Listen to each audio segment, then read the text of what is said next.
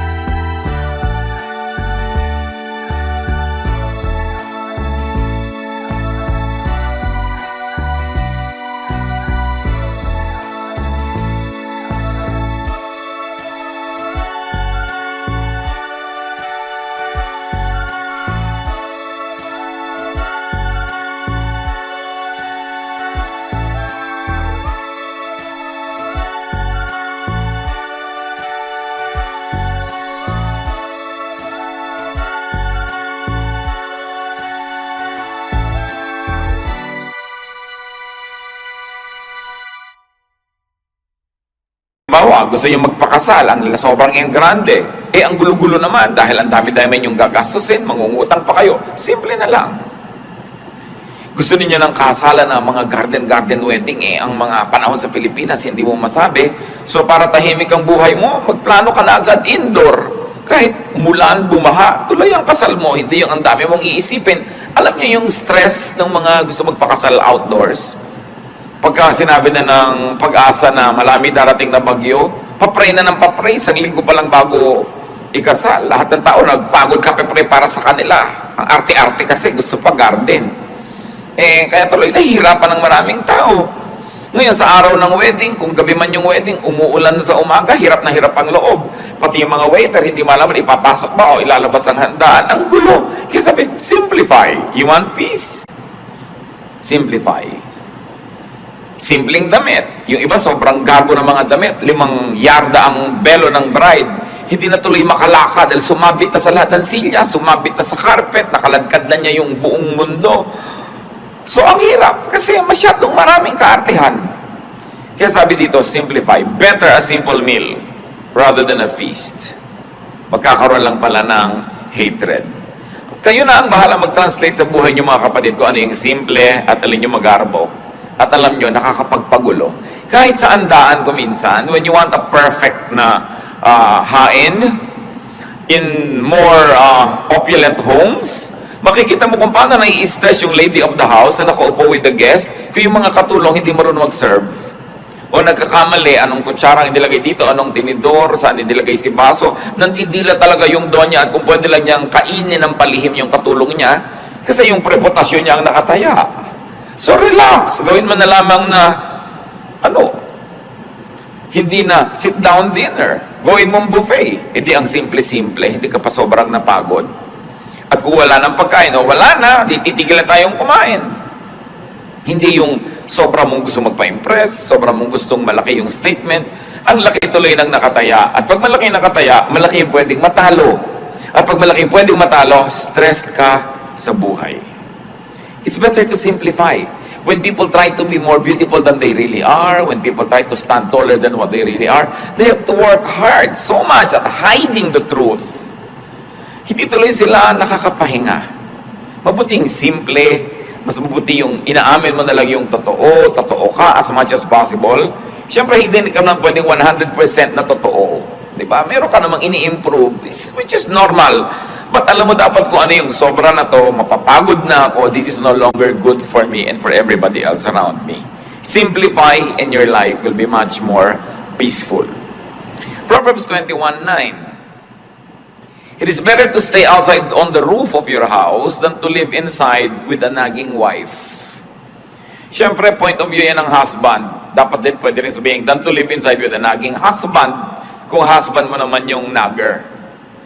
Alam naman natin na sa Middle East, ang mga bubong ay pwedeng tirhan kasi flat.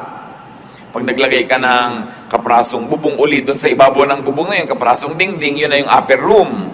So it is possible. But what Proverbs is saying is, Mas masarap yung tahimik kahit nag-iisa ka na lang, malayo ka na lang sa mahal mo sa buhay. Kung nagir naman ang lagi ang pinagkakagawa, kailangan tahimik ang buhay. Isang lesson dito mga kapatid, you want a peaceful life, don't nag. Mas marami naman talagang wives na guilty nito, pero hindi ito exclusive to women. May mga men sila yung nagir. Don't insist on your own way. Bakit ba may nagnanag? Because somebody insists on your own way. Gusto ni Mrs. Pisang-pisa ang toothpaste. Yung walang natitira, hindi uka-uka, tuwid na tuwid. Gusto mo pala, di ikaw ang gumawa. What you want for yourself. Kung yung husband mo, gusto niya uka-uka, tabi-tabingi. Pareho lang naman kayo ng right bilang mag-asawa. Why impose on him na lagi niyang gandahan yung pisa ng toothpaste? Diba? O gusto mo bumili kang dalawa, isa sa'yo, isa sa kanya. Tahimik ang buhay. But why impose your values on somebody else? Because you think you're better? Because you think you're superior? Kaya nagkakagulo mag-asawa. Because you impose. Gusto nung isa ang lamig-lamig ng aircon, gusto nung isa mainit, maghiwalay kayo ng kwarto. O wag na, wala na lang aircon para walang gulo. Yung gusto, yung isa ayos na ayos yung sa pinangkama, yung isa naman pagka sumakay sa kama, nagulo na lahat. Maghiwalay kayo ng kama. Ngayon ayaw mo maghiwalay, tiisin mong magulo. Gusto mo pala mag-ayos ka, pero kung ayaw niya mag-ayos, don't impose. When somebody imposes, that's when stress becomes unbearable. Siyempre naman, yun namang mga asawa, lalo kasambahay, kung pwede kang makisama dun sa mahal mo sa buhay para siya sumaya, di gawin mo rin. Pero ang totoong may problema nun, hindi yung ayaw pumisa ng toothpaste ng maganda, yung nagpipilit na laging gandahan yun. Yun ang mas may problem. Dahil yun, hindi naman iniinsist sa'yo ng asawa mo, guluhan mo ang pagpisa. Siya, pumipisa lang, ganun lang. Pero hindi niya ini-impose sa'yo yung taste niya. Pero yung ini-impose mo sa kanya yung taste mo. Because pastor, di po ba mas maayos naman talaga yun? Oo nga, pero hindi.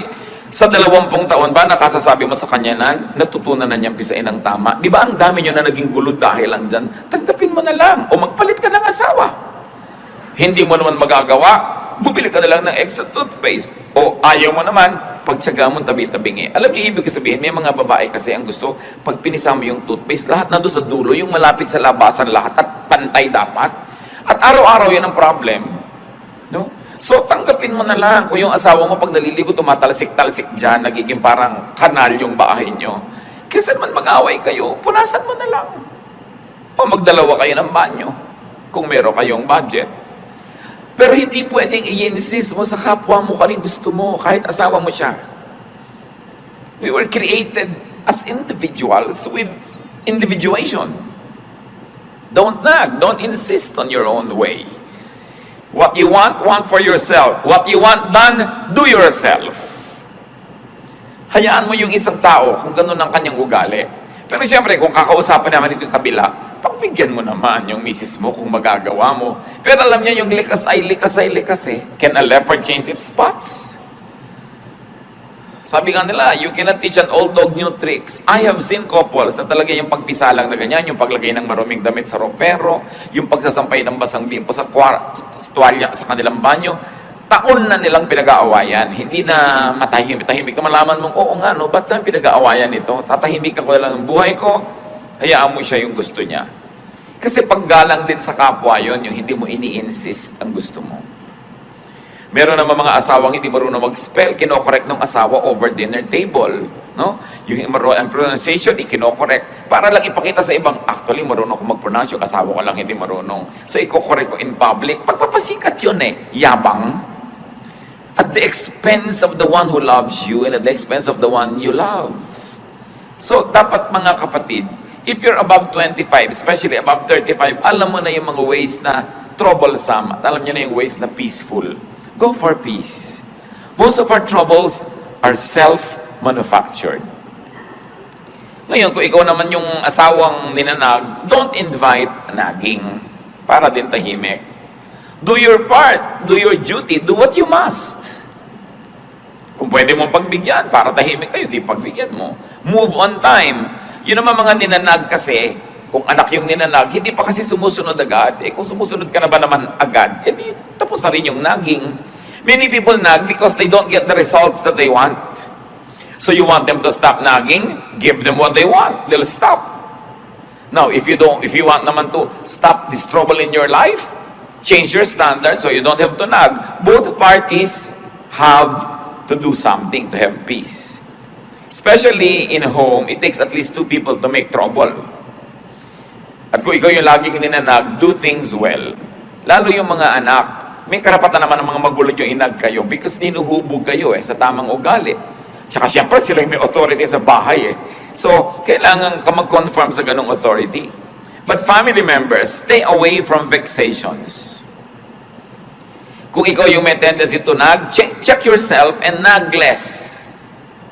Change your standards. Value peace in the home more than your sense of orderliness or your sense of what should be. Ngayon, kung ikaw naman lagi yung ninanag, pagbigyan mo yun ng nanag para tumigil na rin siya habang kaya mo. Kung ikaw yung lagi nalang pinapaalalahanan, tandaan mo na para hindi ka napapaalalahanan. Mahalaga tahimik. Do not allow yourselves to be vexed. Sabi nga close the door that brings in the draft. Isang Arabic saying. Kung ano yung laging nagiging dahilan ng pag-aaway, solve nyo yon para matahimik na yon at matapos na once for all. Kasi alam nyo yung may trouble, lalo sa sambahayan, para ka naglalakad, nakasapatos ka na may bato sa loob. Masakit, mahirap. Why live with it when you can live without it comfortably?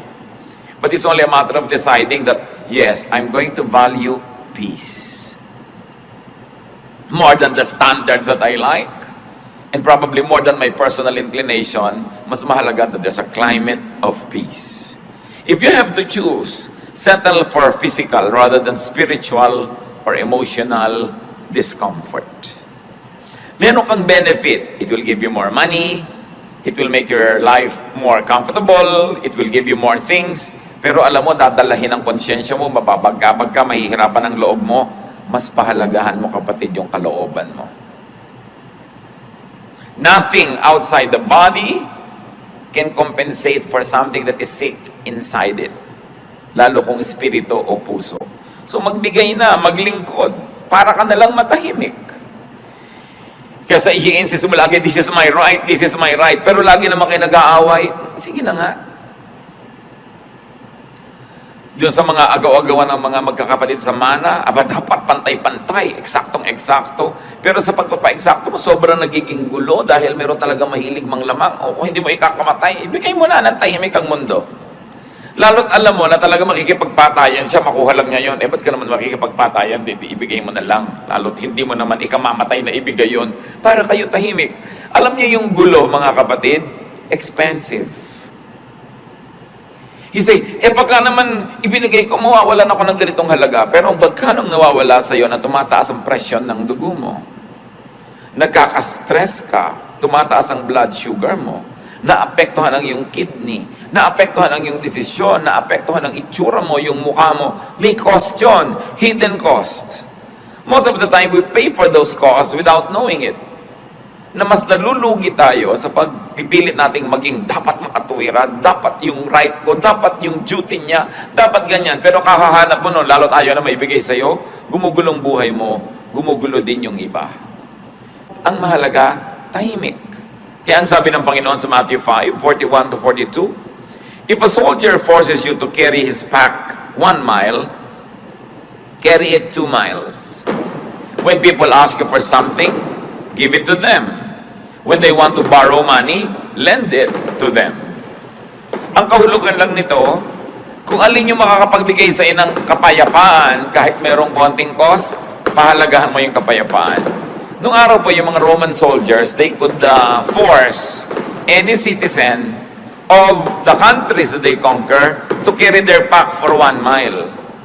So pag may mga nagmamarch na Roman soldiers, gusto niya ipadala yung gamit niya sa'yo, pwede niya talagang hingin yon 1 mile. Duty mo yon dahil citizen ka nung empire na yon. Pero sabi nga, pinipilit ka magdala ng 1 mile, gawin mo pang 2. Kung yun ay ikakatahimik ng buhay mo. Kesa pagpipilit mo na ayoko, pero gumulo naman ang buhay mo, dalhin mo na, nakapag-exercise ka pa. Yung may umuutang sa'yo, tago ka ng tago, dumadaan ka pa sa bintana, halos sa pagkahulog-hulog ka, nagkakasinusunungaling ka sa pagtatago, may ipapautang ka naman, pautangin mo na nang umalis na. Tahimik ka na, kesa ayaw umalis sa tapat ng bahay mo. Ang sinasabi lang ng Panginoon dito, Maraming bagay na may halaga, hindi lang pera ang mahalaga. So kung yung pagpaparaya, yung pagbibigay, yun ang makakapagpatahimik sa buhay mo, yun na lang ang pahalagahan mo. Marami mo sabi, hindi yata dapat, hindi dapat. But look at your life, kung tahimik kayo. Kung payapa kayo. Kahit naman ayaw mong pumayag, pinipilit ka pa rin nila eh. Kahit tumatanggi ka, nandiyan pa rin hanggang hindi nila nakukuha yung gusto nila. So it's up for you to decide, which is more important to me at this point. Matahimik ako at mawala siya sa harap ko, o ipagpilitan ko na ayaw ko magbigay sa kanya. Another way, of course, to peace is to do your duty. Katulad nga nun, yung soldier, pinagbubuhat kanya ng 1 pack for 1 mile, it's your duty, do it. Tulad din ng mga husband, hindi naman natin gustong konsintihin yung mga husband na ayaw ayusin yung paggamit nila ng mga banyo, pero duty nyo rin to please your wife. The Bible tells the husbands, please your wife. At hindi mo naman ikamamatay na ayusin yung pagpisa ng toothpaste, huwag mong basahin yung sahig ng banyo, isampay mo ng mabuti yung damit mo doon, gawin mo na yun para tahimik ang buhay. Wala tayong kinakampihan dito. Ang lagi natin sinasabi, pareho dapat hanapin nyo sa inyong kalooban na maging mapagbigay para tahimik ang buhay. Kasi ipinagpipilitan nyo yung gusto nyo, nasusunod nyo yung gusto nyo, pero magkaaway naman kayo, hindi kayo nag-uusap. Ikaw nga, natupad yung gusto mo, doon kayo sa ganong restaurant kumain, lahat naman ng kasabay mo ayaw kumain, walang gana, ikaw lang yung gusto kumain, mawalan ka rin ng gana. So dapat marunong ka magbigay para tahimik ang buhay. And of course, the Lord also teaches us to yield. Kailangan magparaya. Go beyond the call of duty. Yung mga iba, lampas ng oras ko ng trabaho, wala ka rin namang gagawin, ang traffic din naman, so bakit hindi ka nalang magtrabaho dyan para may na-accomplish ka pa? Yung sabi mo, lampas-lampas na yan sa duty ng isang anak, o magulang, o manugang, mano namang lumampas ka? Kung nakapag-please ka, tumahimik ang buhay, namahal ka, kung lumaon, siya din lalampas sa dapat lang at magiging mas mabuti rin sa'yo. In other words, magpauso ka ng kabutihan. Kaya sinasabi na, if somebody forces you to walk 1 mile, walk 2 miles. No? Sabi pa nga ni Lord, sinampal ka sa kaliwa, ibigay mo pa yung kanan, ikaliligaya pa niya, gusto mo pa? Of course, it's a figure of speech. Isang pagmamalabis. Pero ibig sabihin lang, huwag ka masyadong matuos. Huwag laging compute ka ng compute, ay lugi na ako, lampas na. Kung kaya mo pa magbigay, ikaw pa yung magbigay para magpauso tayo ng climate of peace. No? Habang kaya. Because peace has a price. Trouble has a price. Pareho lang tayo magbabayad, doon na lang sa peace. Vexation has a very costly price. Yung hindi ka matahimik, no? Gulong-gulo ka, mahal din yun. So kung minsan binabayaran na lang natin, binibili na lang natin yung katahimikan natin para rin sa ikabubuti ng ating kalusugan. And then give. Because to give is also a form of yielding. Especially when resistance or refusal would mean vexation. Siyempre, titimplahin nyo kung ano yung ibibigay, up to how much. Lagi mo kasing tinitimpla, will not giving cause me so much in terms of peace? Will giving give me my peace? Kayo ang magtimpla nun. Siyempre, ang ending dapat panalo. In the sense na tahimik ang inyong buhay. Learn from the bamboo. Bihirang kawayan ang nababali pagka mayroong bagyo kasi nagbibigay. Pag malakas yung hangin, yumuyuko lang siya. Yung mga punong matitigas, yan ang mga nababali kasi lumalaban sa hangin. There is wisdom in yielding. Galit na galit yung mahal nyo sa buhay, yield. Kahit hindi kayo sang-ayon, bukas, pag malamig na yung ulo niya, tsaka naman kayo magsalita, huwag nyong labanan yung hangin na malakas kasi baka lang kayong mabali. Kailangan marunong ka magparaya. Isa pa sinasabi sa 1 Timothy 6:6-7, para tayo payapa. And religion does make your life rich by making you content with what you have. We didn't bring anything into this world, and we won't take anything with us when we leave. At totoo nga naman, wala kang dala sa mundo, wala ka ring dadalhin pag alis mo rito. So kailangan daw ang tao merong contentment. Learn contentment. Have what you like, if you can have it. But if you cannot have what you like, learn to like what you have. Then tatahimik ang iyong buhay. At kailangan ng tao kontento. Mataas ang pangarap mo, pero kung sa kadinala ng kakayahan mo, magsaya ka na doon. Mangarap ka uli, reach out further, pero kung sa lang dinala ng araw na biyahe mo, doon ka lang nakarating, learn to be happy with it. Because you will always, if you will always desire for what you do not have, if you will always complain for the things that are not within your reach, you will only be miserable. Hindi lang nadadaan sa pagkain, sa clothing ang buhay, marami pang iba. Sabi sa Luke 12:13, life is more than food or clothing. Siyempre, metaphor yan, isang talinghaga, yung food and clothing for all the material things that we desire. Sabi, well, okay, plant, so you harvest, reach out, far, wide, pero kung doon ka nalang dinala ng buhay, sa kabila ng pagsisikap mo, mahalin mo kung anong binigay sa'yo ng Panginoon, appreciatein mo kung anong kalagayan mo ngayon. Huwag kang laging magsikap, magpayaman, magpasikat, maging makapangyarihan. Kasi yung pagyaman, pagsikat, pagiging makapangyarihan, hindi yan garantiya na lagi kang mas sasaya kung mas sikat o mas mayaman o mas makapangyarihan. Ang problema ko minsan sa yaman, kailangan mo uli ng napakaraming yaman to maintain it. Kaya ang problema sa kapangyarihang natikman, kailangan mo ng mas marami pang kapangyarihan to maintain it because somebody else likes it. And in getting it or keeping it, a lot of trouble can come into your life. 1 Timothy 6:8-10. So we should be satisfied just to have food and clothes. People who want to be rich fall into all sorts of temptations and traps. They are caught by foolish and harmful desires that drag them down and destroy them. The love of money causes all kinds of trouble. Some people want money so much that they have given up their faith and cost themselves a lot of pain. Sabi, kailangan maging satisfied ka with simple things. Yung sinasabi namang food and clothes, talinghaga sa simple. Hindi sinasabing magpakasimple ka na lang all your life, pero kung yan na lang talaga ang narating mo na hindi mo sinacrifice ang pagiging mabuting tao, ang pagiging anak mo ng Diyos, well, learn to be happy with it. Sabi yung sobrang pagnanasa na yumaman o magkaroon ng sobrang higit-higit sa kailangan naman nila, naububulid lang sila sa napakaraming mga gulo. Natatrap sila ng kanilang mga kung ano-anong pinagkakagawa para lang makuha nila ang kanilang mga gusto. The trouble with having a lot of wealth is that everybody else wants it, so you have to keep fighting them to keep it. The same with power, the same with fame. Same with beauty. Pag binayayaan kang Lord ng kagandahan, masatisfy ka, at kung na-maintain mo yan sa parang hindi naman nasisira ang kalusugan mo, buhay mo, budget mo, well, do it. Pero kung nasisira na yun, hayaan mo nang tumanda ka. Diba? Kesa naman sa umabot na yung pusod mo sa pisngi mo, akala ng mga tao, dimple. Eh, yung pala talaga namang sobrang operasyon na pinagkakagawa mo, eh, tanggapin mo na umiidad ka. Tahimik naman yung buhay mo kasi hindi yung natatakot ka, baka kung ano yung pinaglalagay mo sa katawan mo, tas ngayon, tumatabingi na siya, nagkakaliko-liko na siya. Yung mga tattoo mong kilay nagiging berde na, yung mga inimplant na sa'yo umiimpes, lumalakad na yung mga kung ano-anong bahagi ng anatomy mo, di ba magbubuluhan ka nun? So kung konting ayos, may effect, pero dapat alam mo kung ano yung magbibigay sa'yo ng gulo at huwag mo na lamang pagsikapan yun. Opt for peace more than for beauty. No? Kasi yung nagpapaganda pa ng sobrang maraming repair ginagawa, napagtatawa ng patuloy pagka nagkakamali-mali na yung nangyayari sa mukha niya. Alam niyo naman nagtatawa naman, mga inggit kasi yun eh. Kaya lagi natin pinagtatawanan yung mga nagkatabi-tabingi. Tumabingi. Inggit ka lang kasi hindi mo na-afford.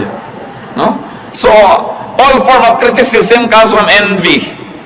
Dahil kung talaga makadiyos ka, may tumatabingi yung mukha, maaawa ka dapat. Pero ba't mo pinagtatawanan? Inggit ka siguro. Kung hindi man ngayon, noon, kaya tuwang-tuwa ka ngayon na mas maganda ka pa. So, buti pa ako. Di ba ganun yun?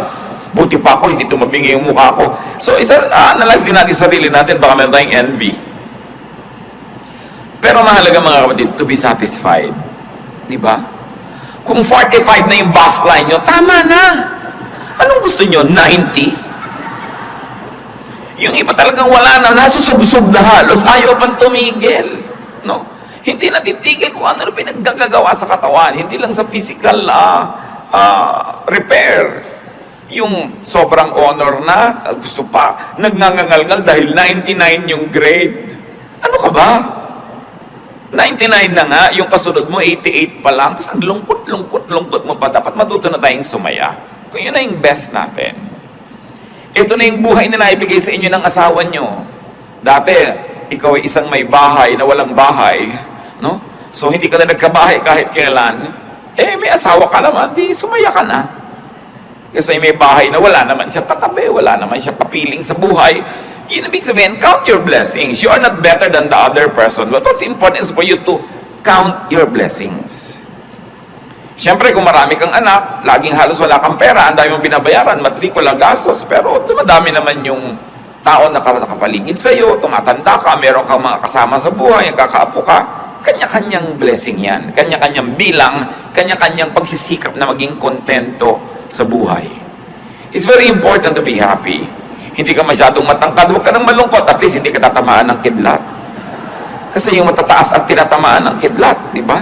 Lagi mo, merong blessing ang buhay ko, I will be happy with it. I will celebrate what God gives me. Hindi naman ibig sabihin ng kontento, wala ka ng pangarap at wala ka ng pagsisikap at ambisyon. Yes, dapat mag-ambisyon, mangarap, pero kung hanggang doon talaga ang narating ng kaya mo, accept it, and then celebrate it. If more means more trouble, more stress, more pain, what's the point? Sobrang lumaki nga ang kita nyo mag-asawa, pero nagkahiwalay na kayo forever. Hindi ba kayo pwedeng mabuhay ng konti lang, pero masaya naman kayo? Pinipili. Hindi lang pera ang mahalaga. Merong mga mag-asawang hindi na nagkasama kahit kailan dahil puro laging palaki ng palaki ang babayaran, kukuha ng uhulugan, babayaran, hanggang namatay na yung isa, o kung ano na yung nangyari, hindi na kayo nagkasama. What's the point? Hindi ko naman sinasabi, huwag kayo maghiwalay para maghanap buhay, pero hanggang kailan? When do you stop? When is enough? Enough. Ang tao dapat tututo ng contentment. The length of one's life is constant and limited. More power, more money, more beauty doesn't mean more enjoyment. Mas marami pa nga nagpapakamatay na maganda kaysa hindi maganda. Mas marami nagpapakamatay na tagumpay kaysa bigo. Mas marami nagpapakamatay na mayaman kaysa mahirap. So nakikita natin, hindi naman masamang yumaman o maging sikat o maging makapangyarihan. Pero kung hindi naman yun ukol para sa inyo at sobrang hirap para lang i-maintain, what's the point? Nakikita nyo, di ba ang mga bundok, iba-iba yung height? Pero ang totoo, pag tinignan nyo yung earth from far, far away from the moon, parang bilog, ibig sabihin, hindi naman kita yung agwat ng mataas, mababa, parang pantay lang. Ganon din tayo mga tao. Pantay-pantay din tayo. Mukha lang tayong hindi pantay-pantay pag tinitingnan natin sa malapit. Pero sa malayo, pare-pareho lang tayo na hindi natin alam kung gaano tagal tayo mabubuhay. At kung naging maingat tayo, malusog at pinalad, pare-pareho siguro lang na ang buhay aabot hanggang 90, 100, kung sobrang mahaba, 110. Pero wala namang mabubuhay ng 1,000, 2,000 years. Pare-pareho lang. In other words, what am I trying to say? No? Why bother to have more property than others when pare-pareho din naman kayong mamamatay? Why bother to be more beautiful than the other person na pareho lang naman kayo na hinihintay ng kabaong?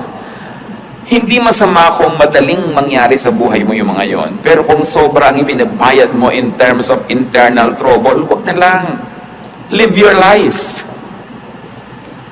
Kasi kung nabuhay ka ng 70, 80 years, pero ang laking percentage yun, lagi kang nagkukumahog, lagi kang nai-stress, lagi kang naghahabol, lagi kang nagko-compete. Tapos yung isa, tahimik lang yung buhay niya. Kumikita ka halimbawa ng times 100 ng income niya, pero mas marami siyang katahimikan, mas marami siyang tawa sa buhay, mas marami siyang oras sa maglibang, magsaya kasama ng mga kamag-anak niya, mas marami nga yung pera mo, pero pareho rin naman kayong tig sa 70, 80 years lang eh. Pero ang totoo noon, mas nag-enjoy siya. It doesn't follow that when you're poorer, you enjoy more. What I'm trying to say is, if by trying to get more and more and more, you already begin to be troubled, it's not worth it. Ang pahalagahan mo, mas tahimik. Meron kang sasakyan, sarili mong sasakyan, pwede mong ipasada ng 20 hours a day. Ang dami mong kita, pero pag ipinasada mo siya ng 8 hours a day lang, may oras ka sa pamilya mo, may oras ka magpahinga, Bakit mo papatayin ang sarili mo? Madadali lang ang buhay mo. Dapat alam natin when to stop. Ecclesiastes 3:12-13, I know the best thing we can do is to always enjoy life. Because God's gift to us is the happiness we get from our food and drink and from the work we do. So ang itatanong mo, mag-e-enjoy ba ako dito? Mag-e-enjoy ba mga mahal ko sa buhay? Mag-e-enjoy ba kami? Kasi kung ang tanong hindi naman, why do it? Mag-organize tayo ng laki-laki-laking party. Pero mag-e-enjoy ba tayo to do it? O may stress tayo, mangungutang tayo, manghihiram tayo ng kung ano-ano? Why don't we just simplify? Gusto natin ng napakamahal na kasalan, mag-e-enjoy ba tayo o nagwo-worry tayo? Habang ginagawa natin yon, ang alalahanin natin ay bayarin. Gusto natin ay ganito kalaking bahay, pero mag-e-enjoy ba tayo habang ginagawa yan o magkakautang-utang tayo at magkakagulo-gulo? What's the point? Minimize pain. That's what's important in life. Study history. Sa palagay nyo ba yung mga karaniwang magbubukid at yung mga presidente ng mga republika, sigurado kayo na mas nag-enjoy yung mga presidente? Hindi nyo kayo sure. Hindi masama maging presidente, pero kung makikipagpatayan ka sa mga kaibigan mo, makikipagtakwilan ka sa mga kamag-anak mo, kailangan pang pumatay at mandaya at magsinungaling, what's the point? Achieve as much as you can as long as it doesn't sacrifice your relationship with your God, with your loved ones, and with your fellow men. Pero kung ibabayad mo na yung mga higit na mabubuting bagay, what's the point? Minimize pain by minimizing your needless desires. And then maximize pleasure by enjoying what all you already have instead of ignoring it and trying to have more and more and more. And when you get more, you have no time to enjoy it because you have to work so hard just to maintain it. And then you do the most good because that's what God wants. The best way to enjoy life and have peace is to please God. And God is pleased when we do the most good. So you minimize pain, you maximize pleasure, you do the most good, and then die. Meet your Maker. Whether you like it or not, you're going there. Pero ang itatanong mo, pag nilingon mo yung buhay mo, was it pleasant? Was it nice? Or was it full of strife? Baka sa sarili mong libing, hindi mo lang makipaglibing ang kapatid mo dahil inagawan mo siya ng mana. Is it worth it? Mas humaba ba talaga yung buhay mo kaysa sa kanya? Mas sumarap ba talaga ang pagkain mo? Pwedeng sumarap, pero mas may gana ka ba kaysa sa kanya? Pwedeng nakabili ka ng mas magandang bahay, magandang kwarto at kama, pero mas mahimbing ka nga ba talagang matulog dahil lang nagkaroon ka nun? Pero kung binabagapag ka pa ng budhi mo, wala ka pa naging mga kaibigan, nakagalit mo pa yung dati mong mga kaibigan, is it worth it? You should know when to stop. Kung minsan, meron sa ating pinagpapala ng Panginoon, kumikita tayo ng malaki, everything's going well, healthy tayo, pero ayaw nating tumigil, nagiging sakim tayo. Pag naging sakim ka na, gusto mo na lang more and more and more, itatanong mo rin sa sarili mo, is the enjoyment directly proportionate to the increase in what I have? Kasi may diminishing returns din yan. Alam niyo yun naman yung pera, mahalaga lang yan sa taong walang pera. Pag wala kang kapera-pera, 1,000 pesos means so much. Kaya pagka yung may mga 13th month pay, pagka end of the year, yung ibibigay mong 13th month pay, magkano? 10,000, 20,000, whatever it is. Sayang-saya yung pamilya, nagkakagulo kung anong kakainin at gagastusin nila.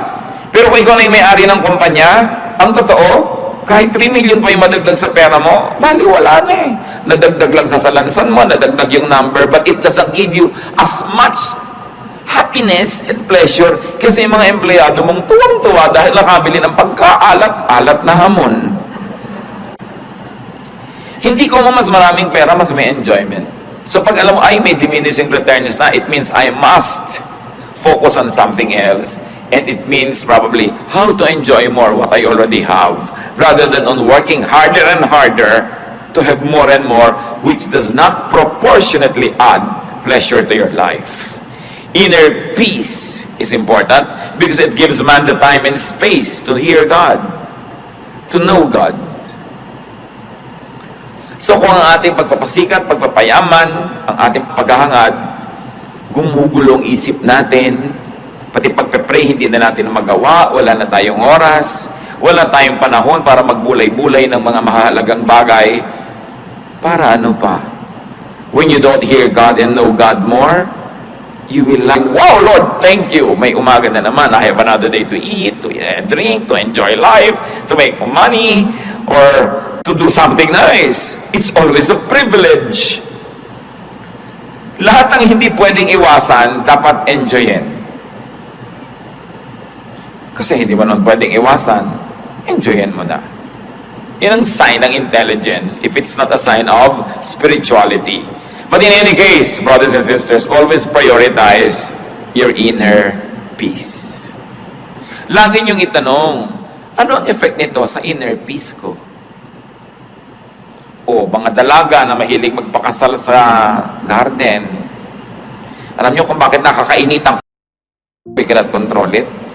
O ibaba mo na lang, maglagay ka na lang ng mga plastic na halaman dyan sa loob at kumanwari hardin. Lagyan mo ng mga tuko kung gusto mo para hardin na hardin ang effect. Hindi ka pahihikain. No? So, ano ba talaga ang gusto mo sa buhay? Will it give me inner peace? Ayaw ng anak mo ng isang kurso, ipinagpipilitan mo, will it give your anak inner peace? Will it give you inner peace? Anong gusto mo lang? Gusto mo lang magkaroon talaga ng anak na engineer o dentista kahit hindi kayo peaceful? Ayaw ng asawa mo na ganito ang gawin mo sa bahay ninyo, pero gustong-gusto mo. Ang tanong is, will it give me inner peace? I want to arrange the furniture, pero walang budget. Will it give you inner peace? Will it give the other members of your family inner peace?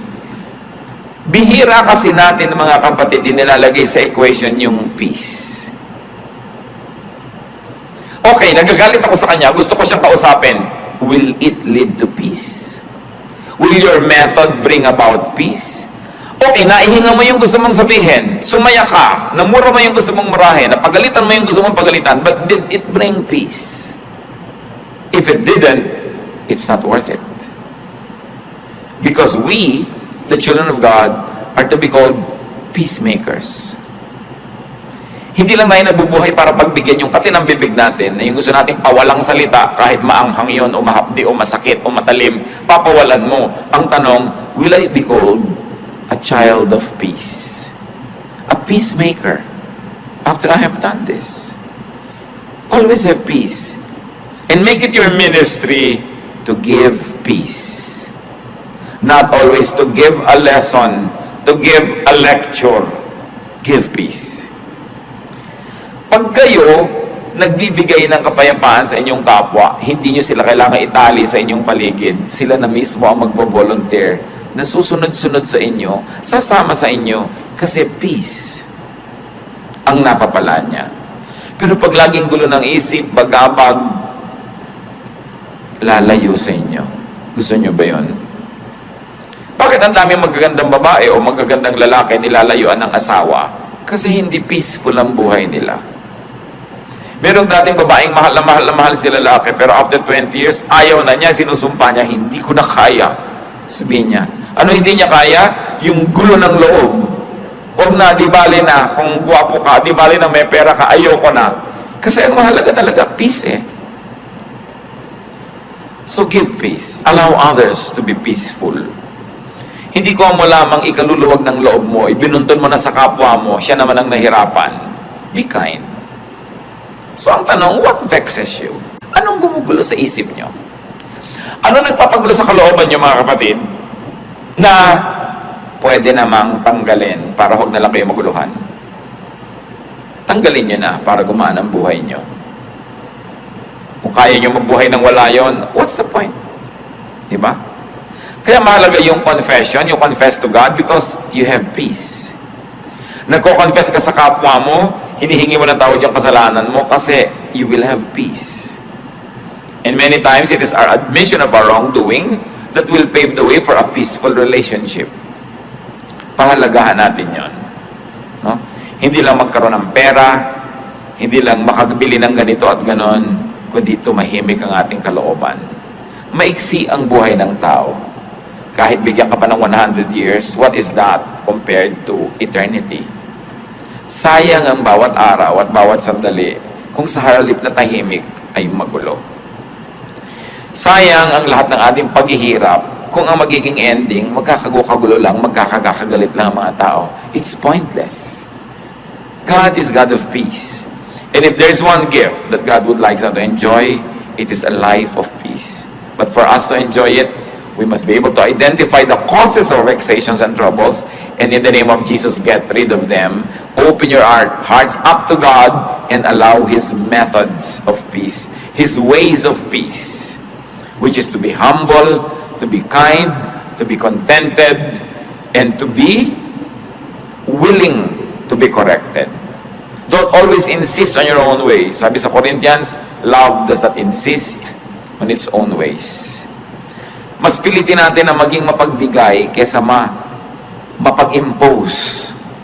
Mahirap kasama yung laging gusto niya siya ang nasusunod. Pwedeng masunod siya ng masunod, but after a while, wala na rin susunod sa kanya. Mawawalan ka na rin ang kasama. Don't always impose yourself. Give peace to people who think otherwise, who like something else. Kanya-kanya lang ng panahon, bigayan dapat ang buhay, lalo sa mag-asawa at sa pamilya. Naman namin Diyos. Siyasatin niyo po ang puso namin ngayon kung kami po ay payapa, kung tahimik ang aming buhay. Dalawang uri ng kaguluhan, maaaring kaguluhang dahil sa aming pamamaraan ng buhay, at meron mga kaguluhan na espiritual na kung tutuusin, meron din kami pananagutan kung bakit kami nasuot sa magulong spiritual life. Pakita nyo sa amin ang mga pagkakamali namin para maituwid, Panginoon. Pakita nyo rin yung pagiging naming selfish when we insist on our own ways.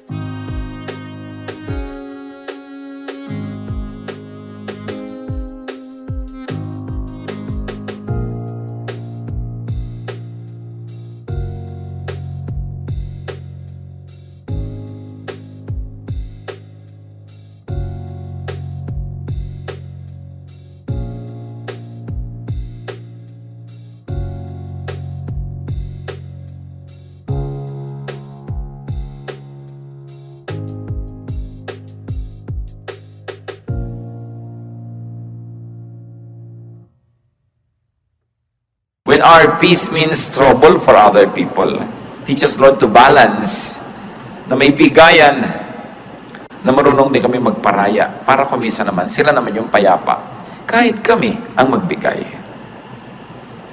Sa lahat ng mga pamilya dito, Panginoon, na ngayon ay pinaghaharian ng gulo, kanya-kanya, agawan, awayan, pataasan ang mga pride, kanya-kanyang mga kasakiman. Patawarin nyo kami at ipakita nyo sa amin ang pananagutan namin at nawa maging